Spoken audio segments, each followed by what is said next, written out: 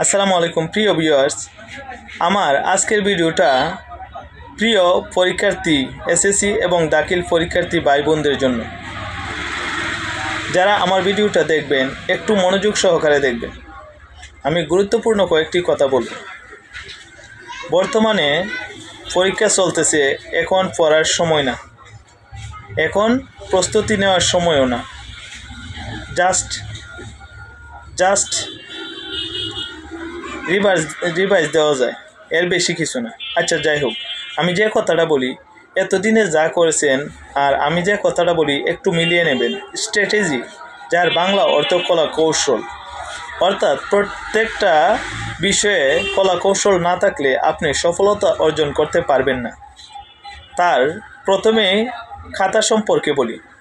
যেমন পরীক্ষার হলে ঢোকার পর 15 মিনিট আগে পরীক্ষার হলে ঢুকবেন, সিট সিলেকশন করে শান্ত মাথায় বসে থাকবেন।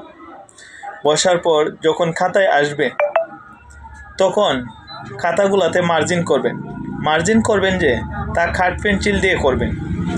অর্থাৎ একটা স্কেলের 3 ভাগের 2 ভাগ পরিমাণ মার্জিন করবেন। খাতার বাম পাশে, উপরে, 2 দিক দিয়ে। তারপর আপনি যে কাজটা করবেন, প্রথম খাতার কাজ তৈরি করবেন। এখন প্রশ্ন হাতে পাবেন। প্রশ্ন হাতে পাওয়ার সাথে সাথে যে কোনো প্রশ্নই হোক না কেন, প্রশ্নটা 3 বার রিভাইজ দেবেন, অর্থাৎ 3 বার পড়বেন মনোযোগ সহকারে। কারো দিকে চাওয়ার চেষ্টা করবেন না। আর প্রশ্ন হাতে পেয়ে ঠান্ডা মাথায় 3 বার পড়বেন, রিডিং পড়বেন। পড়ার পর 2টা প্রশ্ন সিলেক্টেড করবেন, একটা প্রথম পাতায় আর দ্বিতীয়টা লাস্টের পাতায়।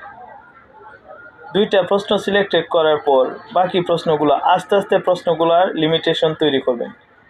আমার সময় যে কথাটা বলি, আমার সময় ছিল সংক্ষিপ্ত এবং রচনামূলক প্রশ্ন। এখন হয়তো বা দেখা গেছে সৃজনশীল প্রশ্ন। আপনার প্রয়োজন মতো প্রশ্নগুলো ব্যবহার করবেন। তবে খাতার একটা সিস্টেম আছে, আমি সিস্টেমটা খাতায় এঁকে সুন্দর করে দেখিয়ে দেব, আপনারা সবাই ফলো করবেন। একটা কথা মনে রাখবেন প্রিয় শিক্ষার্থীরা, পাস করা সহজ, ফেল করা অনেক কঠিন। আপনি একটা প্রশ্নের মধ্যে দেখা গেছে কমন কিছু পড়ে না, খুব কম কমন পড়ে, তারপরে কিন্তু 5 নাম্বার তুলতে হয়।